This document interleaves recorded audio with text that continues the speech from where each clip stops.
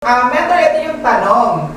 Bilang busy ako sa work, syempre marami po mga empleyado, mga OFW at feeling busy po na nandito ngayon. So, paano ko pagsasabayin ang trabaho at itong negosyo? Flexible pa talaga? Gaano siya ka-portable? Gaano po siya ka-effective yung negosyo? Thank you so much sa question kasi super dami din po kasi halos mas siguro 80% ng mga nakakasalamuha ko sa akin na personally, mga sinasabi talaga busy ako, madami akong ginagawa, tapos madami akong work, 'di ba? Yung amo ko dami. Okay, pero naiintindihan ko kita. Okay, naiintindihan kita na busy ka sa work, and that's exactly why leverage matters. Na ano nyo po yung sinabi ko kanina about leverage, na kahit natutulog ka, kumikita ka, kahit nag-enjoy ka with your family, kasama mo sila, kumakain kayo ng breakfast sa umaga, kumikita ka, that's leverage, diba? But sinasabi ko, minsan kasi nasa isip mo na ay gagawin ko to, kailangang i-quit ko yung work ko, so i-full time ko to. No, not exactly like that. Okay? This is not about quitting your job. This is about starting smart, part-time, on your free time. Okay? This is about, ulitin ko ha, this is about starting smart, part-time, on your free hours or free time. Flexible ba talaga siya? Yes, of course, because you can control your schedule eh. Ito lang yung isang opportunity pwede kang kumita na kontrolado mo ang schedule mo. Why? Pwede mong gawin siya 1 to 2 hours a day. Pwedeng after work. Pwedeng every weekend. Pwedeng every other day. So, at least malang meron kang nasimulan na bago habang nag-aantay ka matapos ang kontrata mo. Kaysa naman wala kang ginagawang iba.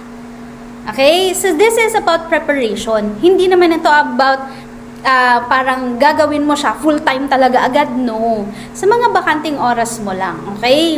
I will not mention na ng pag-scroll mo, bawasan mo lang konti. Yung pag-scroll, na-mention pala, no? I will not mention. Yeah, reality eh. Sa mga vacant time natin, though we know, parang sobrang stress ka sa trabaho mo, dami mong ginagawa, gusto mo naman maaliw, pero panandali ang solusyon lang kasi yan. Dito kasi ang hinahanap natin, pangmatagalan long-term na solution. Okay? Hindi mo naman kailangan bantayan to ng buong araw eh. Right? And the goal is to build a system which we have right now. May system na tayo. You will apply the system that works kahit hindi ka online 24/7 later on. Okay? Just right now na may bakante ka lang oras, saka mo siya ginagawa at gagawin. With our help, with the system that we already did. Okay, and most of us, kami na nag-start na, we started busy din naman eh. May work, kagaya nga sa akin, may work ako when I started. And may mga, like, si Mentor Yuka, 2 yung anak na inaalagaan, may pamilya, di ba? May mga responsibilities. Ba't hindi niya ginawang rason yung anak niya, yung time na sa anak niya, para hindi magawa itong negosyo?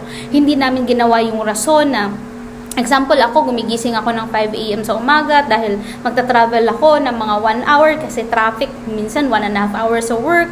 8 a.m. magsa-start, lalabas ako ng trabaho, minsan 8 p.m. na, minsan 7:30, 9 p.m. na. There were times nga, umabot pa ako ng 12 midnight or 11 p.m. pero hindi ko ginawang rason yun para hindi siya gawin. Okay? Hindi mo naman kailangan na maraming time dito sa start. Okay, kailangan mo lang ng tamang sistema which we have and proper guidance which makukuha mo sa community natin at sa mga coaches natin. Ang tanong lang dito ready ka ba? Willing ka ba talaga? Are you willing na mag-allocate ng small time para later on makalaya ka? Kasi hindi mo naman siguro papangarapin forever ganyan ka, di ba? Worst to worst case scenario, kagaya ng nangyari ngayon sa Middle East. Diba, kabang-kaba ka, isang paa mo nasa hukay na kung if ever nandyan ka sa Middle East right now. So parang, is it worth the money na na makukuha mo dyan sa full-time job mo? Yes, oo, bread and butter mo yan. Pero hanggang kailan? So parang tingnan mo to na hindi kailangan maging hadlang. Okay, yung busy ka. Okay? Kasi worth it po talaga siya. Kapag nagawa mo to, give it 1 to 2 years. After that, you will have the leverage and you will get the rest of your time for your you will enjoy the rest of your time for your family and for your loved ones while earning. So, yun yung goal natin. Okay? So, thank you so much.